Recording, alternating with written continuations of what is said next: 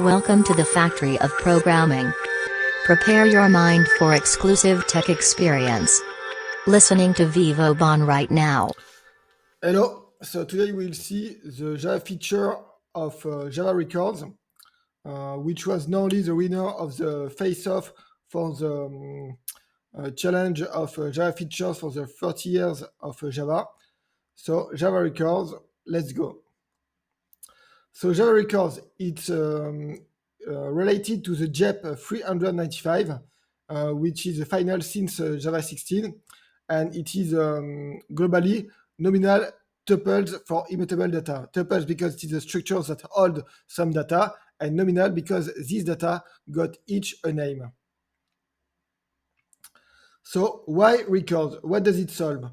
Plain old Java object for plain data as a plane of boilerplate code. You have to write constructors, accessor, equals, hashCode, and toString. And you can generate it with your IDE, but it's still a bit annoying. But with records, you declare the state and you get all the canonical API for free. So Java Records, the one-liner, there's the wall of code.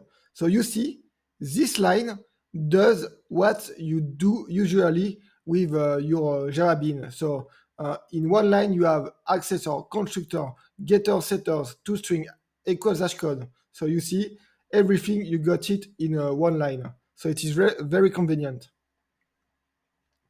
Using a record. So once you got your record, we saw it just here, rectangle with two components, length and width. You can use it like this. You declare it, you instantiate it like this, and then with a new operator, and then you do system.out.println, and you have here the accessor. It is not a getter, it is the accessor. You do not have the prefix get, and same for the width. So r.length and r.width. Constructor, canonical and compact constructors. So there is two kinds of constructors. The first is canonical with explicit params. So you see here you have the constructor for the records, and you have some params to define the components that were defined in the record. So like this, you can define your constructor according to your params. And the canonical and the compact constructor is this one.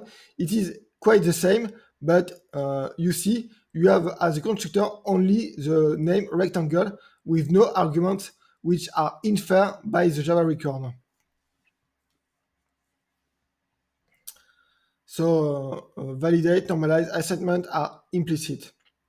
So what you can and what you can't do with Java record. You can have a static fields method initializer, instance method, nested types, including nested records, implicitly static, implement interfaces, have generics. You can have a record with a generic type, but you can't add instance, non-static field, or instance initializer.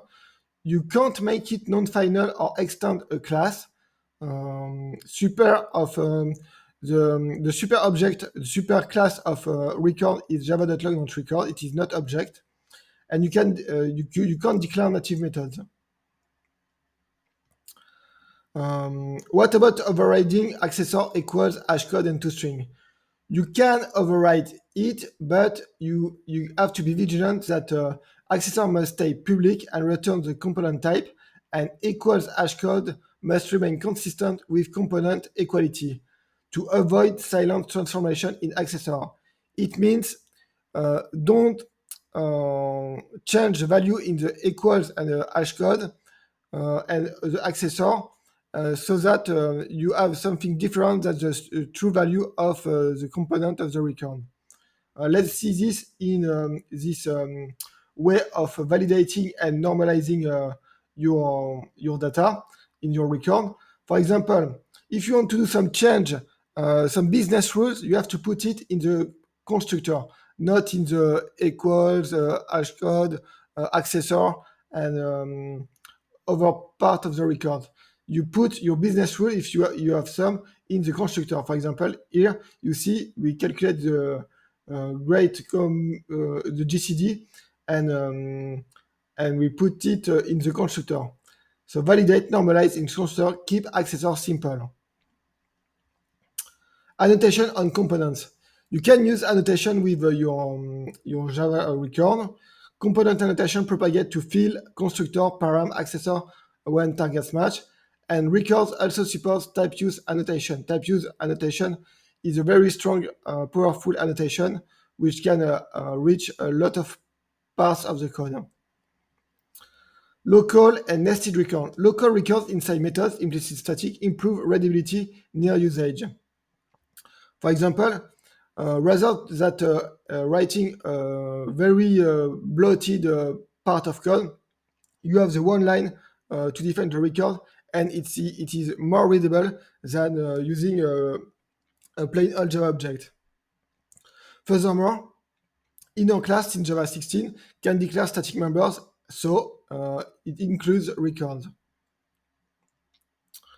Notice that records, seals, and pattern matching are a really good combo. It is great with the seal hierarchies, ADTs. It is algebraic data types, seal interface plus record implementation, which convey a very clean code in the end. So it plays nicely with pattern matching for switch, the JEP 441. Serialization and reflection.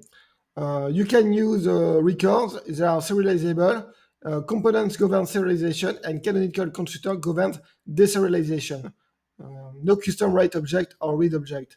And for reflection, you have the method isRecord and the method getRecordComponents for the reflection API. So some gotcha and tips. Name clash with your own record class. For example, in GOOQ, you have a record class. If you have some kind of conflict between one existing record class you use in your code and the Java record class, you just have to use the fully qualified import of the java.long.record class.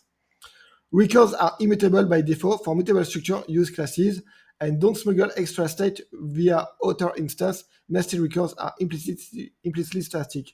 So key takeaway. Records, it is concise, immutable, data carrier with a standard API. So if you have to store data in your code, you can, I strongly advise to use records. It focuses on state plus invariant boilerplate handled by the compiler. So you see, the state with the immutable status make it very resilient and error-prone resistant. So you can have a very strong and resilient code thanks to Java record. And it is the first-class citizen for modern Java because it can be used with generic, seal type, and pattern matching. Thank you very much, and see you in another video. Bye.